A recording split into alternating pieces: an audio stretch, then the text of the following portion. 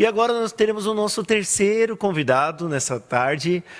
Nós vamos receber agora o pastor Anderson Cristofoletti. Ele é pastor da Igreja Quadrangular de Rio Claro, aqui no interior de São Paulo. A paz do Senhor, pastor, tudo bem? Paz, querido Herbert, como é que estão aí as coisas? Tudo certo? Tudo bem, graças a Deus, pastor. Queridos amigos e pastores, paz seja convosco. Uma alegria muito grande estar aqui, né? Não posso deixar aqui meu abraço, meu carinho para o pastor José Kim, que está aqui, um amigo de longa data, uma pessoa que nós admiramos demais. O pastor Davi Lee, né? O pastor Isaac, a Lise, né? Amigos de longa data. O pastor Paul aqui, um dos meus mentores, né? Direto aqui da Flórida. E também aqui o Marcos, o pastor Marcos, Herbert, o Carlos, o Daniel, que pessoas aí que fazem parte já, né, de uma jornada muito grande, principalmente da nossa participação na CLF lá de Nova York, que foi assim um momento muito especial. Agradeço essa parceria, agradeço realmente essa amizade, né, que nós temos feito e juntos aí proclamando o reino, ajudando uns aos outros, porque é assim que Cristo nos ensinou. Eu trouxe aqui uma palestra rápida, mas objetiva, para que a gente possa conversar um pouquinho, né, depois de ter ouvido aí 3 ministrações fantásticas, extraordinárias, todas assim que nos deram norte, nos deram direção.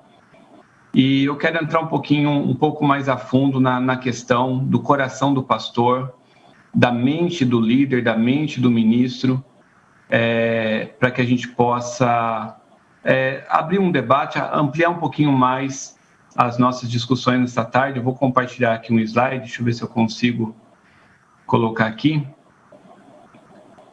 para que vocês possam acompanhar. Entrou, todos estão vendo o slide? Apenas para que a gente possa, né, ter um visual também. E eu sei que acho que está no YouTube também sendo transmitida, na CLF, né, aí de todo mundo. E vamos acompanhar aqui alguns slides para a gente refletir um pouquinho em algumas questões. Só para me apresentar um pouco, né, eu sou trainer coach do Instituto Porto da Vida, um instituto que já há 15 anos trabalha com liderança cristã, trabalhando principalmente na formação de empresários cristãos, empreendedores cristãos. Essa é a minha paixão, né? Sou um capelão empresarial pela Interchap, responsável aqui no Brasil por esse setor, juntamente com o pastor Paul, que aqui também está. Tenho algumas obras escritas, livros, tanto na área de coaching ministerial, como também de espiritualidade. Sou advogado, contabilista, sou pai, marido, né, pastor e um apaixonado por ajudar pessoas. A minha missão é, sem sombra de dúvida, ajudar pessoas a resolver seu problema, né? Encontre a sua missão e você vai ser feliz e próspero. E assim tem sido na minha vida. Eu amo o problema das pessoas e me esforço e recebo dons, direção de Deus para ajudar eles a alcançar. E a gente tem feito alguns trabalhos no Brasil e fora, tanto na área de capelania empresarial, principalmente na área empresarial secular, quando então nós levamos a espiritualidade, nós colocamos Deus dentro dos negócios das pessoas, e as pessoas lá fora que não têm essa possibilidade ficam impactadas em saber que Deus também cuida dos negócios, que Deus cuida da vida pessoal, que Deus cuida da família. E temos aqui algumas conferências de pastores, conferências, né, de mentalidade, de prosperidade, de despertamento de liderança, de casais e outras conferências que a gente tem trabalhado no Brasil e também fora, e tem sido assim uma bênção, milhares de pessoas que têm estudado com a gente. E para mim, nessa tarde, eu trouxe um tema um pouquinho diferente. Eu quero sair um pouco da espiritualidade e entrar um pouquinho no coração das pessoas e dos líderes e ministros que estão aqui. Por quê? Em nossas conferências de pastores e líderes de igreja, a gente tem um momento em que a gente passa a ouvir as suas necessidades, a ouvir os seus problemas, e a gente descobre, então, que pastores também é ser humano, né? Pastores também tem dor de barriga, pastor tem momentos de cansaço, tem momentos de dificuldades. E para nós, principalmente nesses últimos 2 anos, que nós temos estado muito perto de aconselhamento de pastores que têm grandes ministérios e pastores que estão iniciando, nós temos nos deparado com algumas situações assim que são preocupantes. E nós vamos ter que debater esse assunto uma hora, nós vamos ter que parar, sentar e conversar profundamente, principalmente porque nós estamos vivendo um tempo de um evangelismo muito forte, um evangelismo muito rápido, a abertura de novas igrejas, a formação de novos pastores, a formação de novos líderes, e isso não tem dado tempo de se preparar 100% numa visão humana, vamos colocar assim, para que esse obreiro, para que esse pastor, para que esse líder exerça suas funções e esteja, então, preparado para as tribulações, preparado para as dificuldades que vão se apresentar. E isso tem ocasionado, da mesma forma que cresce o número de formação de obreiros e o aumento de igrejas, também a gente vê muitas igrejas se fechando, nós vemos muitos pastores desistindo do seu ministério e, pior ainda, nós temos vivido nesses últimos anos pastores se suicidando, líderes de igrejas se suicidando, esposas de pastores se suicidando, nós temos visto filhos de pastores caindo, se desviando e também tirando a sua própria vida. Isso me chama atenção, porque boa parte dessas pessoas, a gente chegou a conhecer o seu trabalho, conhecer o seu ministério, e a gente percebe que eram homens de oração, eram mulheres de oração, eram pessoas que tinham tudo para sair daquela situação com a fé, com aquilo que pregavam, com aquilo que já haviam vivido, mas por algum motivo eles não conseguiram, por algum motivo eles desistiram. E isso passou então a ser uma preocupação minha em relação ao aconselhamento de pastor, em relação aos treinamentos, porque além da parte espiritual, eu também começaria a ter que pensar agora em como está o seu coração, em como estão os seus relacionamentos, em como estão aí as outras questões da vida que vai precisar uma hora ou outra parar, ser repensada, e você vai ter que ter ajuda. Você vai precisar de um pastor que te pastoreie, você vai precisar de um mentor que te dê direção, você vai precisar de um amigo que fale a verdade para você, você vai precisar de ajuda. Sozinho nós não vamos conseguir. Jesus deixou alguns exemplos para nós, dizendo que eu e o Pai somos um, ou seja, ele mostrou uma comunhão e ele em todo momento ele dizia: o Pai está me instruindo, o Pai está me acobertando, o Pai está me ajudando, e ele se colocou ali aos pés dos seus discípulos como um amigo, como lavando os seus pés, servindo, um apoiador, mas em muitos momentos ele também repreendeu os seus discípulos, ele ensinou os seus discípulos, ele trabalhou praticamente ali algumas questões com algumas parábolas, levando a reflexões emocionais, a reflexões de organização, de gestão, ou seja, Jesus ele foi perfeito, e esse é o nosso maior exemplo, né, de liderança, não tenho nenhuma dúvida em relação a isso. Mas quando eu falo a respeito de preocupação, nós precisamos olhar para aquilo que está acontecendo no mundo, porque não é só os ministros que têm problema, o mundo está enfrentando. E eu puxei algumas estatísticas para que a gente possa refletir nessa tarde. E a Organização Mundial da Saúde, ela traz que 20% da população mundial hoje sofre de depressão. 11,5 milhões são brasileiros, segundo essa pesquisa. E é uma pesquisa de 2017, esse número deve estar muito maior, eu não encontrei ainda a atualização dela, mas deve estar muito mais preocupante, principalmente agora pós-pandemia. Segundo especialistas, a ansiedade, né, não é a depressão que é o mal do século, a ansiedade é o mal do século. Pessoas sofrendo pelas dores do futuro, sofrimento por antecipação, síndrome do pensamento acelerado. Isso ocasiona enxaquecas, insônias, dores diversas e assim por diante. Levando as pessoas hoje... Existe hoje a cada esquina uma farmácia, né? As pessoas estão se drogando com as drogas ilícitas em busca de apaziguar essas angústias, essas dores, sejam elas físicas ou emocionais, e isso tem trazido uma confusão muitas vezes nas cabeças das pessoas, né? Que deixam de procurar Deus como sendo o seu socorro e procuram, né, a farmácia, que é mais rápido e acaba sendo ali, né, um mecanismo de defesa. Segundo a OMS, a Organização Mundial da Saúde, 4,4% da população sofre, então, desta ansiedade. Uma pesquisa da Confederação Nacional de Dirigentes Logistas, 2015, diz que a ansiedade é responsável por 69% dos consumidores endividados. Então, as pessoas estão se endividando e uma das causas, segundo os estudos, é a ansiedade. Mas, pasmem, em todo o mundo estima-se, né, uma pesquisa aqui feita pela Organização Pan-Americana de Saúde, juntamente com a OMS, que em todo o mundo estima-se que mais de 300 milhões de pessoas de todas as idades estão sofrendo com a depressão. Cerca de 800 mil pessoas morrem por suicídio a cada ano, sendo essa a segunda principal causa de morte entre as pessoas com idade entre 15 e 29 anos.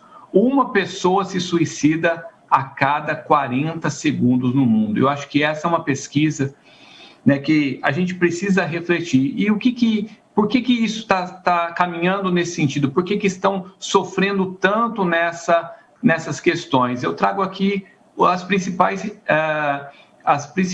causas, e a principal dela é a insatisfação.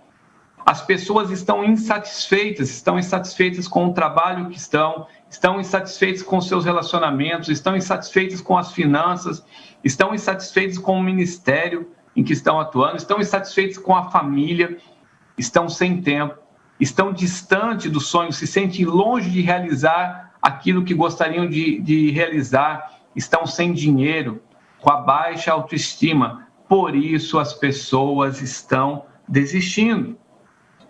Quando nós falamos em ministros, em pastores, eu como um advogado de pastor, contador de pastor, pastor de pastor, como um treinador de pastor, líderes e ministros, quais são as principais causas de insatisfação que eu tenho ouvido desses homens e mulheres de Deus? Olha só, eu fiz uma lista aqui das principais.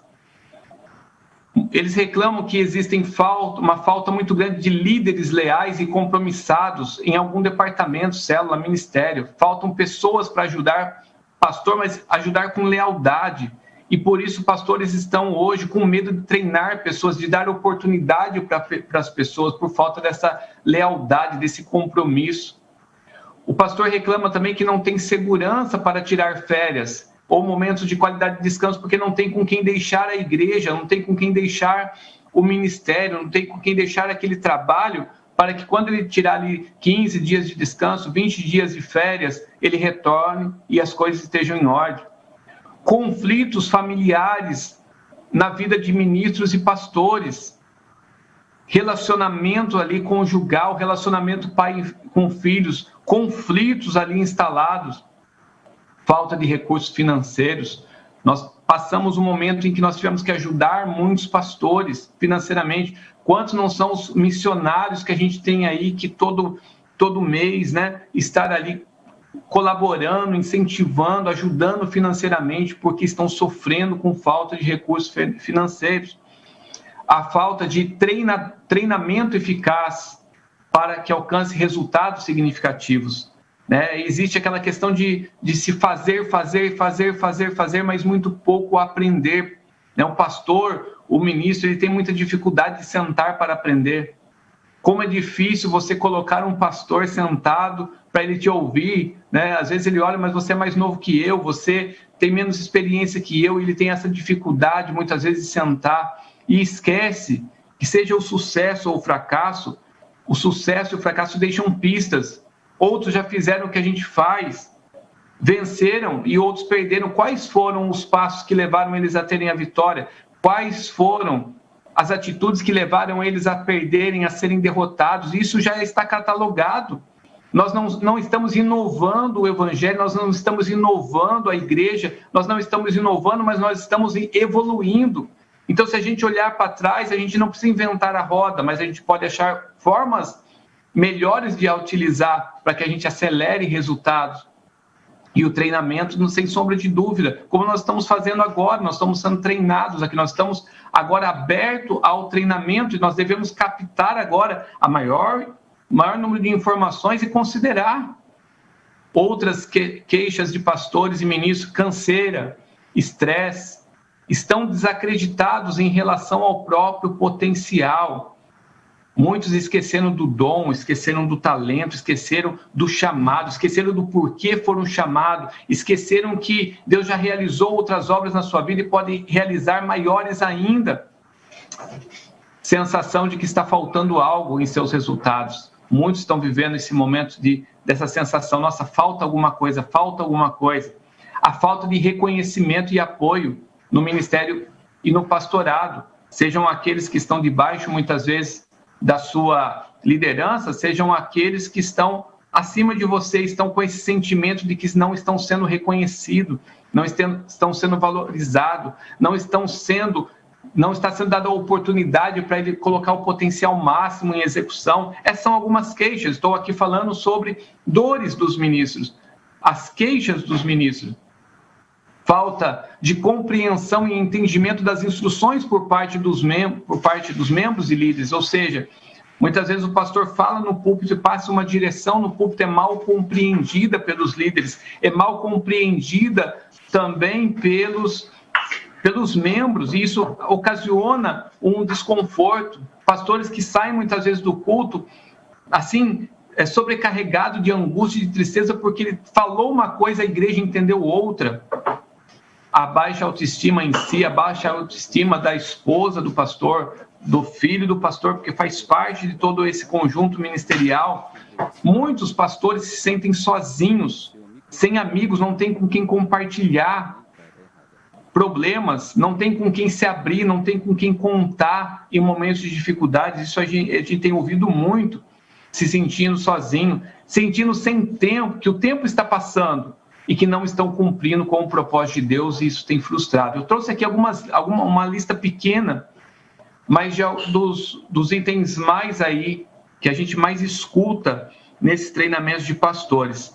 E a gente olha para tudo isso e fala assim, mas o que está acontecendo? Por quê? Porque, por outro lado, a gente percebe que, enquanto isso, tem muita gente que está prosperando no seu ministério, tem muita gente que está feliz da vida no seu ministério, e eu quero dizer para você que o pastor que me antecedeu aqui, ele falou uma coisa que é fantástica. Tem muitas pessoas que medem os seus resultados pela quantidade de membros, medem o seu resultado pelo resultado aos olhos materiais, aos olhos humanos, e aí se frustra quando não alcança aquele resultado num dia, num mês. E eu quero dizer para você que sucesso ministerial, ele tem razão quando disse, não é tido pela quantidade, por aquilo que olhamos, por aquilo que acontece aos nossos olhos, mais do que isso. Né? Nós precisamos ter um termômetro diferente para medir se estamos tendo sucesso ministerial ou não, e esse termômetro não é com base naquilo que estamos vendo. Eu tenho um livro que eu até aconselho vocês ler, tenho até do meu lado aqui, ó, Plano Mestre de Evangelismo. Esse livro, na verdade, ele deveria chamar Plano Mestre de Liderança. E ele vem aqui trazer a visão do projeto de Jesus com seus discípulos na formação de uma igreja, na formação de um ministério, na formação de uma obra a ser realizada. Mas se pararmos para analisar aos olhos humanos, Jesus, ao final do seu ministério, apenas aqui uma reflexão, se nós olharmos com os olhos humanos, Jesus falhou. Porque quando ele vai para a cruz, um traiu, o outro negou, todo mundo fugiu, ele ficou ali sozinho, abandonado. Então, num primeiro olhar, num primeiro discernimento, parece que tudo falhou. Mas não. Deus, por meio de Jesus, gravou no coração de homens e mulheres um ensinamento tão grande, uma motivação tão grande, uma vontade tão grande de ser diferente neste mundo, entregar as suas vidas, que só dias depois, semanas depois, iniciou-se. Pare e pensa, aquilo que você está vivendo hoje, o olhar hoje, se está sendo feito no propósito, está sendo feito na missão, aos olhos humanos pode parecer não tão eficaz, mas fica tranquilo que se você está no propósito, se você está na missão, se você está executando aquilo que Deus mandou você executar, já já você vai começar a colher os frutos de tudo isso. O resultado, ele não vem aos nossos olhos, né? Nós somos como semente e terra, lançamos o crescer, o desenvolver, o fruto, não somos nós que vamos entregar. E tem muita gente vivendo uma vida próspera e feliz no seu ministério porque não está andando com base naquilo que os olhos veem. mas estão simplesmente felizes por estarem tendo o privilégio de exercer o seu ministério, o privilégio de exercer aquilo que foram chamados para exercer. E precisamos tratar, né, dessas questões, né? Estão felizes. E por que estão felizes? Porque estão se apegando às promessas. Nós vivemos uma vida de promessas. E precisamos olhar para as nossas angústias. Precisamos olhar para as nossas dores. Precisamos olhar para aquilo que está nos incomodando e tratar disso. Eu tenho visto pastores, muitas vezes, queridos, que têm medo de procurar um médico, fazer um exame, fazer um check-up geral. Pastores que não se preocupam com a alimentação. Pastores que não se preocupam com o relacionamento da família, não para ouvir a família. E o que está acontecendo? Eles estão prontos para entregar as suas vidas pelo ministério. Estão prontos para entregar a sua vida pelos outros. Estão prontos para entregar a sua vida pelo vizinho, por todo mundo, mas está esquecendo de olhar para dentro de casa, de sentar com seus filhos, de sentar com a sua esposa, de sentar com as pessoas que ele ama, de sentar consigo mesmo e falar assim: opa, peraí, eu preciso cuidar de mim hoje, preciso melhorar minha alimentação, eu preciso fazer diferente, me apegar às promessas. Chegou um determinado momento em que a Timóteo começou a passar por algum problema que a Bíblia não deixa muito claro. Ele começou ali a ter alguma angústia, ter algum problema, os seus resultados diminuíram e, de repente, o apóstolo Paulo chama ele para uma conversa e vira para ele e fala assim: olha, Timóteo, porque Deus não nos deu o espírito de covardia. Uau! Pensa numa ousadia de Paulo agora, né, como um pai ali, dizendo: olha, não tenha medo, Timóteo, de olhar para as suas dificuldades, de olhar para as suas necessidades e pedir ajuda. Não tenha medo de mudar o caminho, de mudar a sua rota, de mudar a sua mente, de dizer: estou errado, sou humano e vou fazer as coisas acontecer diferente. O apóstolo Paulo está falando para Timóteo: Deus não nos deu o espírito de covardia, mas Ele nos deu o espírito de poder. Ele nos deu o espírito de amor e espírito de equilíbrio. Nós, ministros, precisamos ter uma vida equilibrada. Por causa do quê? Das promessas. Eu trouxe aqui algumas promessas. A promessa de Deus, em Jeremias 3,15: darei a vocês bons pastores que governarão do meu jeito. Eles irão liderar vocês com inteligência e sabedoria. Olha que coisa linda. Olha 2 Coríntios capítulo 1, versos 21 e 22. Ora, é Deus que faz que nós e vocês permaneçamos firmes em Cristo. Ele nos ungiu, Ele nos selou como sua propriedade e pôs o seu Espírito em nossos corações como garantia do que está por vir. Efésios capítulo 1 é uma lista de poder, que eu chamo de força sem fim, poder sem limites, que ela vai entoando por tudo aquilo. Quando eu falo ali sobre inteligência e sabedoria, eu sei que eu estou passando do horário aqui, já vou finalizar, nós estamos falando de maestria. John Maxwell, um grande escritor de liderança cristã, principalmente, ele diz que nós, líderes, temos que entender que somos malabaristas. O dia todo nós passamos fazendo malabarismo com todas as áreas da nossa vida. Família, ministério, saúde, espiritualidade. Nós ficamos ali equilibrando. Alguma dessas bolas que estamos aqui equilibrando são de borracha. De vez em quando cai, de vez em quando as finanças saem um pouco de controle, mas são de borracha, elas caem, voltam e a gente reequilibra e vão embora. Algumas são de vidro, como a saúde, por exemplo, pastor. Se de repente você deixar que a sua saúde caia, elas são de vidro, ela pode quebrar e você não consegue mais recuperar. Ele tem razão quando ele vem dizer isso para nós. Precisamos parar e ter esse equilíbrio, ter essa gestão necessária, adquirir a maestria, a sabedoria, a maestria espiritual, como já foi muito falado aqui, a oração, a dedicação com Deus, a maestria emocional. Precisamos ser equilibrados, como o apóstolo Paulo falou, a maestria estratégica. Estamos agora às portas de um ano novo. Precisamos planejar esse ano, precisamos ter estratégias. Jesus deixou claro qual é o homem que, querendo construir uma casa, não se assenta antes e calcula. Não é assim? Precisamos ter maestria executiva, nós precisamos pôr em prática aquilo que fomos chamados para fazer urgentemente, executar, ir, o Evangelho diz, ir, vai, pregue todo o Evangelho. Tem um movimento aqui. E a maestria da excelência. A maestria da excelência estabelecida em fazer tudo muito, muito, muito bem feito, fazer com excelência. Né? Então, essa é uma das coisas. Eu quero deixar aqui para vocês, ó, né, qual é o segredo? Né?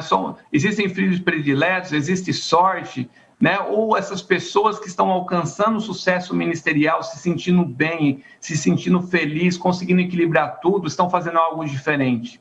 Essa é a reflexão que eu deixo. Você já parou para pensar?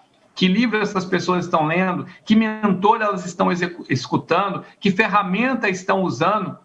Né? E você, não está na hora, de repente, de começar a contar uma nova história, uma outra história sobre a sua situação? Né? Eu deixo essa reflexão e deixo uma ferramenta aqui, ó, de presente que a gente usa em um dos treinamentos, porque tem pessoas prosperando e não existe segredo, mas um processo sendo executado de forma consciente, com entendimento, que estão trazendo resultado.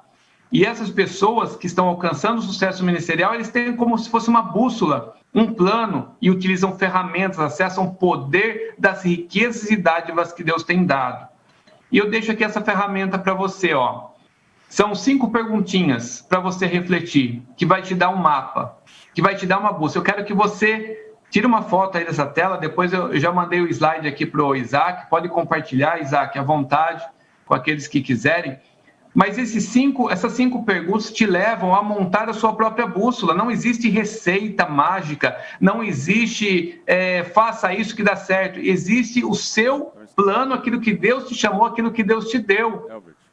Ok? E essas 5 perguntas são fundamentais para você pensar tudo isso. Onde você está hoje em relação à sua vida? Faça um balanço. Onde você está hoje? Número 2, por que você está assim? Né? O que te trouxe aí? Mas seja sincero com você, hein? Número 3, para onde quero, ou para alguns, se fizer sentido, para onde preciso ir? Ó, 2 perguntas aqui, uma só para você refletir. Você tem que ir a um lugar que você quer ou você precisa ir? Reflita sobre isso. Como vou chegar lá? Estabelecer o passo a passo. E o que me impediu de chegar lá? O que me impediu de chegar lá, né? De chegar nesses resultados até Anderson, aqui. O que tem me impedido? Resumir um pouquinho mais, que já está passando um pouquinho o tempo. Desculpa. Já finalizei. Deixo essa palavra para vocês. Essa era a ferramenta. E eu tenho certeza que com esse seminário, com essa ministração, vocês vão aqui ser muito abençoados. Obrigado. Né? Gratidão por essa oportunidade. Deus abençoe vocês. Muito obrigado, pastor Anderson, né, por essa explicação. Realmente, né, esses são pontos que às vezes os pastores e ministros acabam deixando e isso acaba levando à depressão, mas refletir e ter esses mentores, como o pastor disse, são essenciais para o sucesso ministerial.